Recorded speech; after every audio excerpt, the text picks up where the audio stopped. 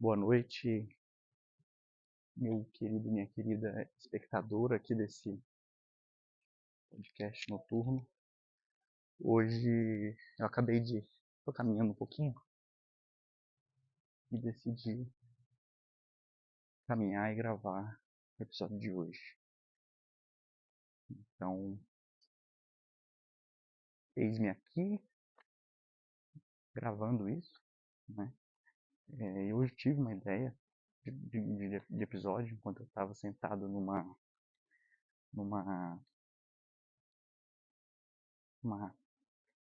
cama de uma clínica, né? No leito de uma clínica, fazendo alguns exames. Estou fazendo aí muitos exames médicos, normal da vida, tem que fazer. Faça seus exames, tem eles em dia.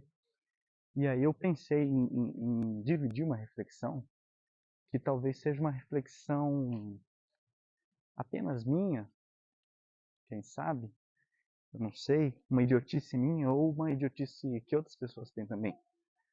Mas que é o seguinte, que é ficar nervoso no exame. Tem vários exames, né, que você é submetido ali a ser ligado em alguns equipamentos. Igual eu fui ligado hoje para fazer um eletrocardiograma. E aí ali você coloca várias ventosas e uns pregadores grandes, né, como se fosse um pregador grande no seu pulso, na sua perna. E aí, passando aqui os barulhos da rua, né, passou um carro. E a pessoa coloca e fala, ó, fique quietinho aí, não se mexa, até aí tudo bem. É tranquilo ficar bem quietinho. Está deitado, não é muito difícil você ficar quietinho por alguns minutinhos. Mas aí depois a pessoa fala assim, olha, respire normalmente. E aí, esse é o momento em que me dá um nervosismo, porque quando a pessoa fala respire normalmente, automaticamente você começa a prestar atenção numa coisa que você quase nunca presta atenção, porque você faz de maneira involuntária, que é respirar, né? Você não costuma pensar nisso conscientemente o tempo todo, é mais uma coisa involuntária. Mas nesse momento que a pessoa fala respire normalmente, eu começo a ficar nervoso. Que eu penso nisso, se a pessoa está pedindo para você respirar normalmente, é porque se você respirar de uma maneira diferente do normal, vai alterar o seu exame. E vai dar tudo errado. E aí, pensando nisso, eu começo a pensar, pô, será que eu estou respirando normalmente? Será que eu estou respirando agora de uma maneira que não vai alterar o meu exame? Que vai trazer um resultado fidedigno ao meu estado de saúde? E aí eu fico nervoso. E aí, eu começo, talvez, a respirar de uma forma diferente, né? E pensando, putz, será que agora, se eu respirar desse jeito aqui, vai alterar meu exame e vai parecer que eu vou morrer? Né? Enfim. Então tem vários exames que a pessoa fala isso, respire normalmente.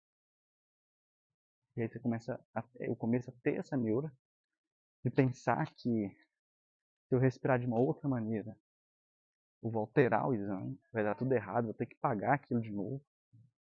Ou no mínimo vou ter que ir lá fazer de novo, que é chato. Né? A gente sabe que você vai ficar.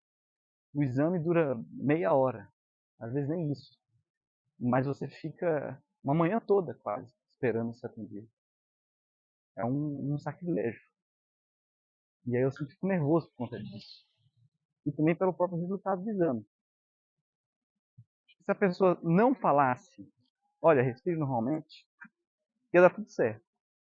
Ela fala, deita aí, relaxa, não se mexe, que vai durar um tempinho aqui. Beleza, eu vou ficar ali, sem pensar na minha respiração e como ela poderia alterar o meu exame. Ia dar tudo certo. Mas no momento que a pessoa fale, respire normalmente, ela faz eu pensar na minha respiração. E faz eu questionar se eu estou respirando certo. E aí vira uma eterna agonia. Aqueles 5 minutos de exame. Né? Mas é isso, né? É uma reflexão, talvez um delírio, breve delírio que eu tenho. Eu espero que os meus pensamentos hoje não alterem os resultados do meu exame e que dê tudo certo, né? Eu não preciso voltar para fazer novos exames tão cedo. Agora, continuando, não mais na rua, mas em residência, essa situação nos leva a outras situações constrangedoras que podem acontecer em exames. Claro que sempre existe o constrangimento de se despir na frente do médico, né, de pessoas ali estranhas que podem estar julgando seu corpo, julgando você, mas eu não penso assim, né? Eu penso que aquela pessoa, aquele profissional, ele vê muitas pessoas durante o dia e você é simplesmente tão somente mais uma pessoa ali. Enfim, não chega a ser um constrangimento tão grande. Mas existem situações e situações, né? Quando, quando eu quebrei a perna, quando eu era jovem, eu quebrei a perna de uma maneira muito estranha, fazendo estripulia. Eu quebrei os dois ossos, a tíbia e a fíbula. Acabou que eles tiveram que me sedar para colocar minha perna no lugar e fazer o gesso. E aí, quando eu acordei, né, muito tempo depois, minha mãe já estava ali do meu lado, na cama, esperando eu acordar, e aí eu percebi que eu estava completamente nu embaixo da coberta ali do hospital. Então, assim, eu quebrei a perna, então acho que se rasgou a calça, né? Você chega no hospital, aconteceu, quebrou a perna. Mete a tesoura na calça, abre toda a calça, com uma calça jeans, e vai trabalhar em cima daquilo. Né? Mas eu não entendi por que eu acordei todo nu, completamente nu. Assim, tudo bem que rasgaram a minha calça, né? Eles precisavam também colocar o gesso, e daí, ok, vamos tirar também a calça toda, né, para fazer o gesso. Mas precisava tirar a cueca. Tiraram. Precisava tirar a minha blusa? Eu não sei, mas tiraram também, né? Enfim, eu tinha acho que 10 anos, então foi bem ruim essa parte aí, essa experiência. Mas no geral, ficar pelado para o médico é profissional, né?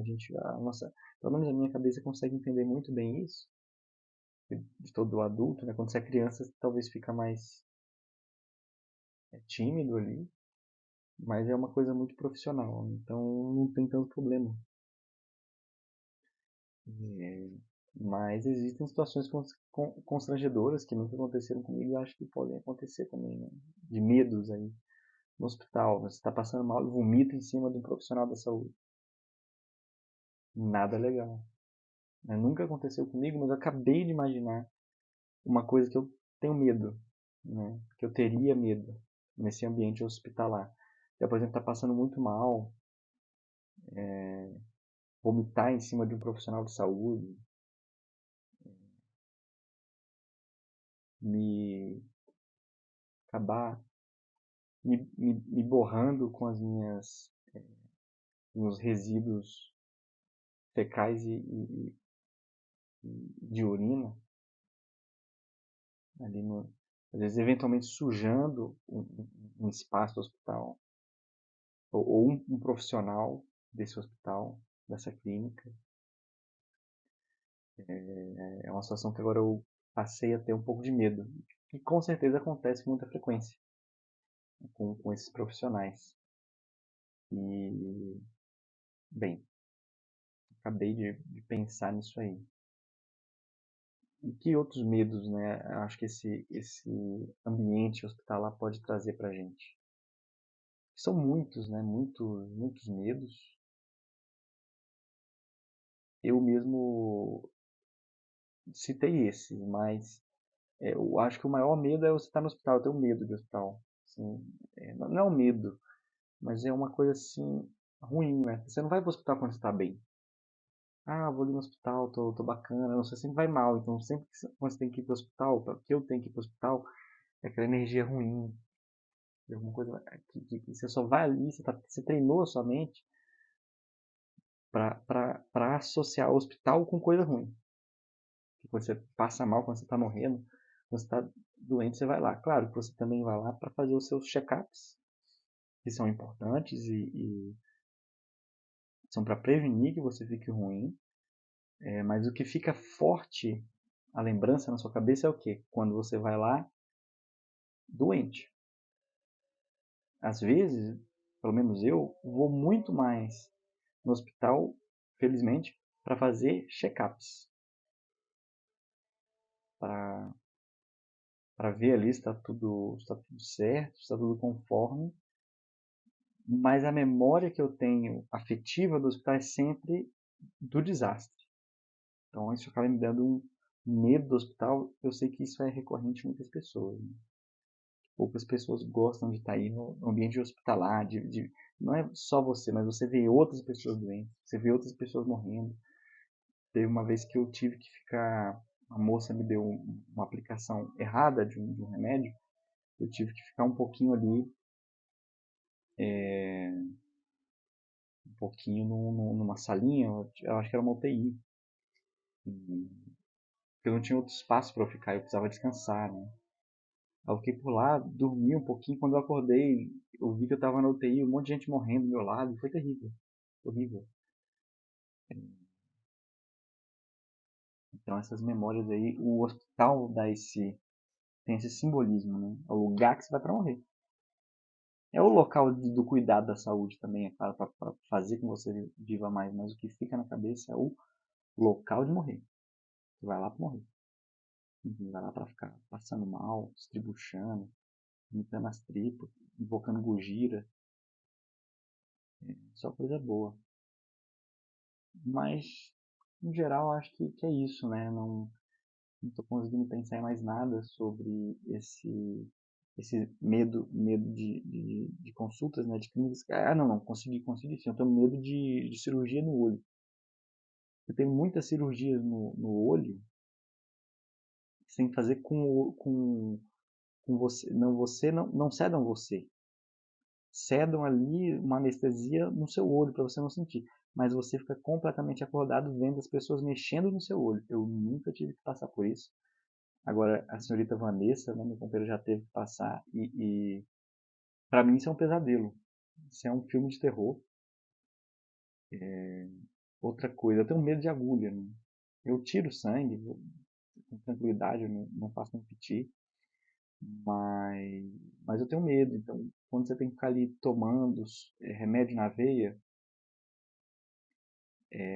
para mim que tenho medo é muito desconfortável, né, ficar ali, mas é um bem necessário.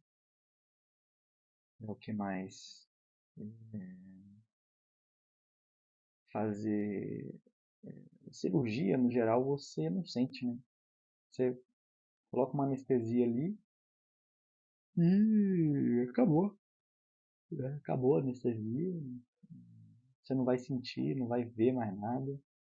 Então, então isso é tranquilo, né? Mas todo o procedimento aí que seja doloroso, eu tenho medo. Todo mundo tem medo, né? É uma coisa meio óbvia, é claro. Estamos citando aqui os medos de, desse ambiente hospitalar. Agora eu acho que é isso. Não estou pensando em muita coisa para falar, não.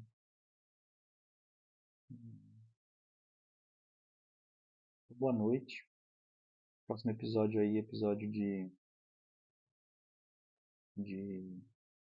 antiguidades, muito provavelmente. Até lá.